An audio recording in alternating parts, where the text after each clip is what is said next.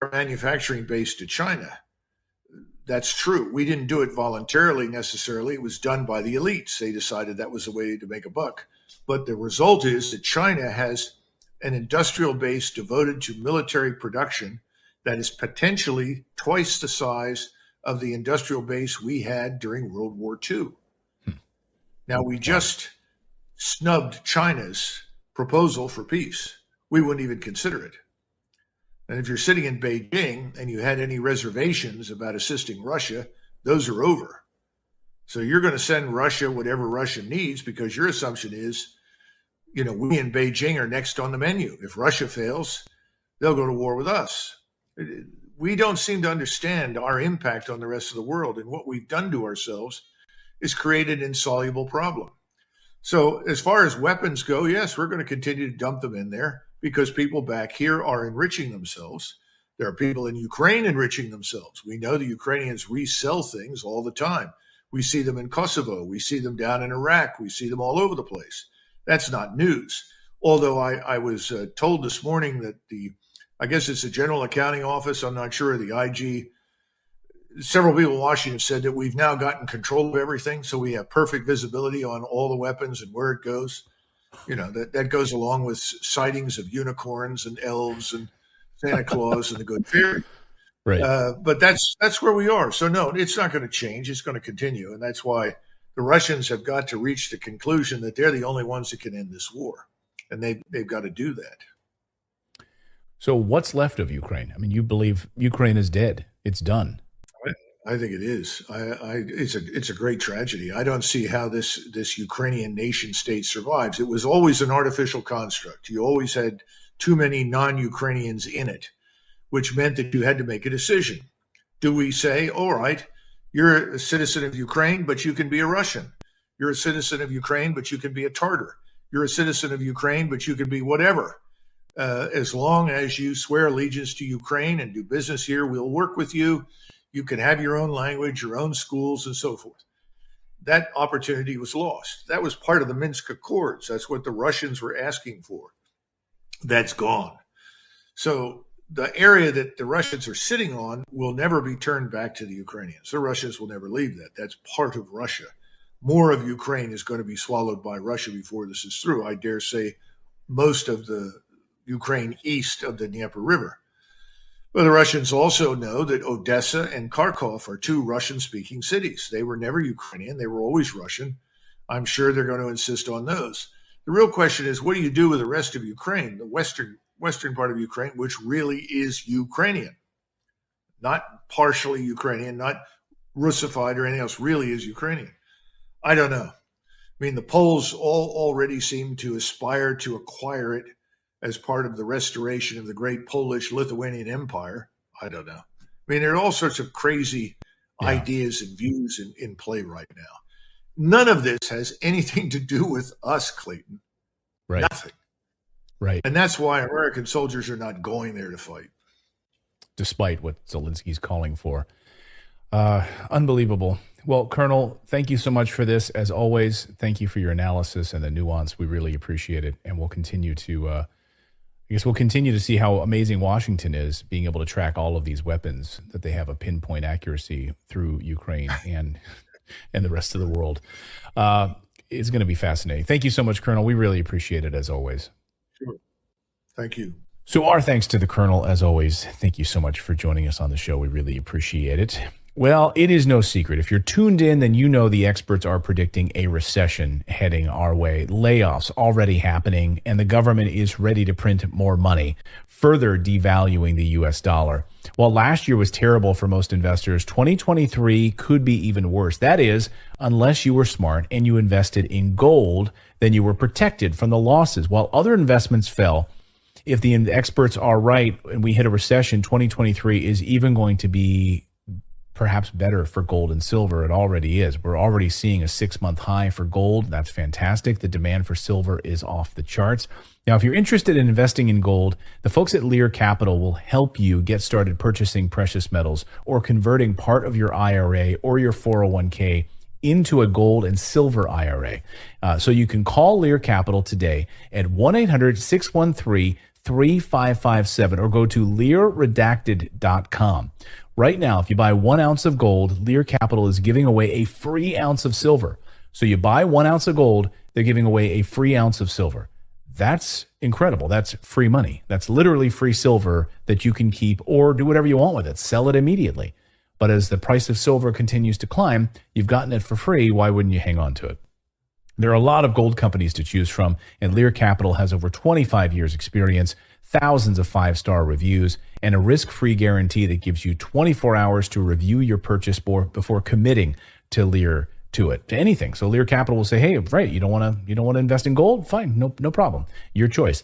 It's our top choice when buying gold and silver, our friends over at Lear Capital. So call them today. The 1-800 number is right there on your screen, 1-800-613-3557. Again, the number is right there on your screen, 1-800-613-3557, or go to learredacted.com and get your free gold and silver investor's guide right now.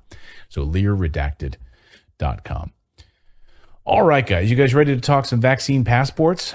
Let's do it. Let's do it.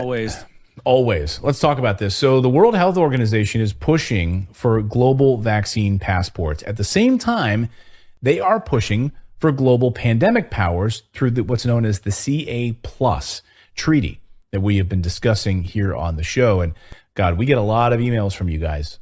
So I read your emails every morning. Many of you, hundreds of emails that you send, and you're saying, please do not let this happen. What can we do, Clayton, to stop this treaty? What can we do? And I think, at the heart of it is really letting your elected officials know you do not want to have anything to do with this. That's one way. Flood their office with calls. That's one way for them to know about it. They want to win re-election. If they know that their entire constituency is pissed off about this, that's one way. So this pandemic treaty gives the WHO, the World Health Organization, power to declare and manage global pandemic emergencies. Now, this would mean that they could mandate lockdowns, vaccine mandates, vaccine supplies and distribution, and monitoring and surveillance of populations. The WHO began the meeting to work out the draft of this treaty on Monday. And we're going to be looking for the results of that meeting when it ends on Friday. So many of you were asking, Clayton, what's the update on this meeting that started on the 27th? Well, it's still going on. So we'll have an update for you on Friday as soon as we have this information and what the answer is here. Meanwhile, they're also pushing for global vaccine passports through a series of proposed amendments to the international health regulations, which goes back to 2005. A legally binding instrument that imposes various conditions on 196 different member states. Vaccine passports would be digital and paper records of your health records, your travel history, everywhere you go, every person you visit, every train you're on, every plane you're on, every rest stop you stop at. Think about that, right? Every rest stop on the highway. You think you have anonymity on the turnpike? You don't. Your vaccine status for all vaccines and an assessment of your threat level based on various data points about you. This is not a conspiracy theory, guys. This is in their documents, specifically in their documents. Your threat level. What's your threat level? Can you imagine like dating apps? Like instead of like, do you like dogs? Like must love dogs, like likes long walks on the beach. Now you must like include in the dating app, like, your threat level. Like what's your threat level, Well, and it seems like the threat level would have to be added by other people because it wouldn't make sense if you got to add your own threat level because I'm not a threat, Well, I mean, but you would have to add it. Maybe it's tied directly into like, how you have an API when you log into certain things. Maybe now you have like your own API. You log in with your I Google scan my verification. microchip. Yeah. So now it pulls your data in without you having to put it in anyway, right? Mm-hmm. That works. It would be readable and it would be shareable according to the WHO countries. This is in their document across the globe, and it could be used to stop you and your luggage from crossing the borders. Again, in the paperwork. We went through it today. We went through the documentation. Here are the things that the WHO would be able to do based on the changes to this document. Okay, so let's go through their document. Article 18, recommendations with respect to persons, baggage, cargo, containers, conveyances, goods, and postal parcels. Look at all this. Recommendations issued by the WHO to state parties with respect to persons may include the following advice. No specific health measures are advised. Review travel history in affected areas. Review proof of medical examination and any laboratory analysis. Require medical examinations. Review proof of vaccination or other prophylaxis. Require vaccination and other prophylaxis. That's hard to say quickly. Please place suspect persons under public health observation. In other words, detain them, throw them into a lockdown. So they could detain you. Wow. They could stop you. They could require a medical exam on the spot, quarantine you, and place you under observation.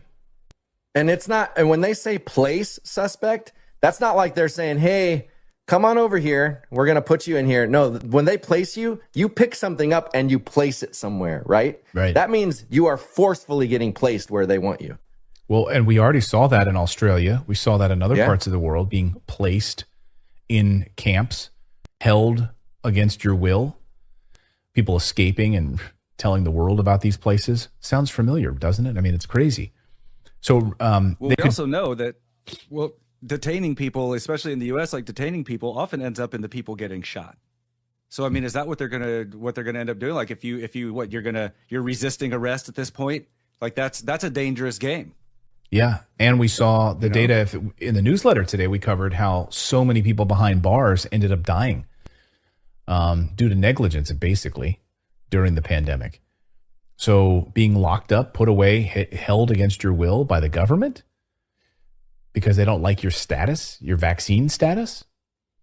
They could also take possession of your luggage or other possessions, according to the documents. Now, Reclaim the Net published changes to this document today, and they did a good job. And here are the countries that submitted proposed changes. This is kind of stunning. So the countries reviewed this.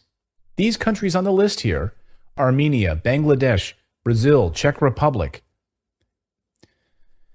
India, Indonesia, Malaysia, Namibia, New Zealand, Republic of Korea, Russian Federation, Switzerland, USA, Uruguay.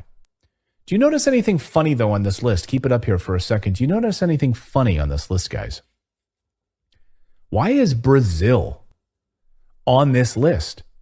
When this was submitted in 2022, when Jair Bolsonaro was still in office, didn't he say he was not going to go along with anything that gave the WHO power over Brazil?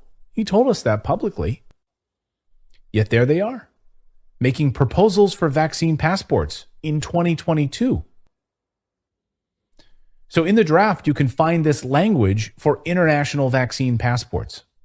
Here's the vaccine passport language proposed draft. When a public health emergency or of international concern has been declared for the purposes of entry and exit of international travelers in a scenario of voluntary vaccination using products still at the research phase or subject to very limited availability, vaccine certificates should be considered approved in accordance with the normal framework of the country of origin, including with reference to the model format of certification and vaccination schedule.